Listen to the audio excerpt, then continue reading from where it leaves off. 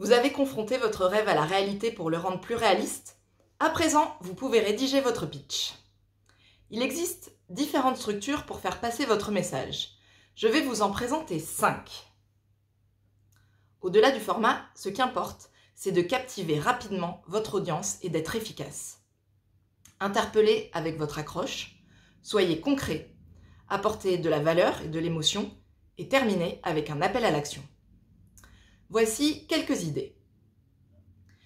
Simon Sinek recommande de commencer par pourquoi, donc votre motivation et vos valeurs, avant d'évoquer comment vous les incarnez et finalement ce que vous proposez, le quoi. Ainsi, votre audience pourra plus facilement s'identifier à vous, vous faire confiance et rejoindre votre communauté dans la durée. Il donne l'exemple d'Apple, dont le pourquoi serait « Dans tout ce que nous faisons, nous défions le statu quo. Nous croyons qu'il faut penser différemment. » Le comment. Notre façon de défier le statu quo est de fabriquer nos produits en nous assurant qu'ils sont attrayants, faciles à utiliser et conviviaux. Et le quoi.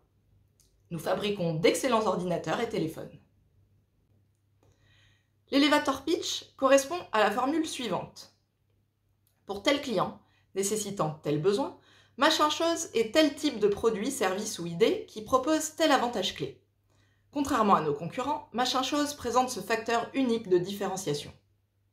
Exemple, pour les amoureux de la mode multiculturelle qui recherchent une pièce intemporelle, Ethnica est la marketplace qui propose des pièces authentiques, contrairement aux grandes enseignes.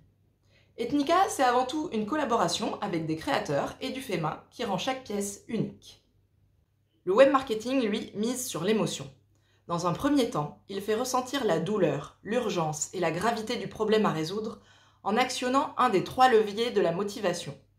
Le besoin d'appartenance-reconnaissance, d'influence ou d'accomplissement. Il décrit les conséquences négatives, cauchemardesques du statu quo, puis les conséquences positives, lumineuses de la solution. Ensuite, il nomme cette solution et en fait goûter un échantillon, via un conseil ou un exercice par exemple. Puis, il crée une rechute pour donner envie d'accéder à la solution plus durable. Alors, il propose une offre exceptionnelle à moindre coût pour laquelle il faut se décider vite. Il en présente les bénéfices, lève les freins. Finalement, il donne un aperçu des résultats à court et long terme. Enfin, il incite à passer à l'action, en indiquant ce que le public doit faire pour se procurer la solution avant la date limite. Pour l'exemple, les réseaux sociaux regorgent de ce type de discours publicitaire. Je vous invite à y prêter attention. Le pitch deck est une synthèse du business plan, à destination d'investisseurs par exemple, qui reprend les éléments clés vus précédemment. Introduction du problème et de la solution, lien avec la réalité du marché, présentation du produit et de ses avantages concurrentiels, aperçu de l'équipe et du modèle d'affaires et financier. Enfin, pour les journalistes et les communicants, le plus impactant, c'est l'attaque. La première phrase doit contenir ce qui est essentiel pour leur audience.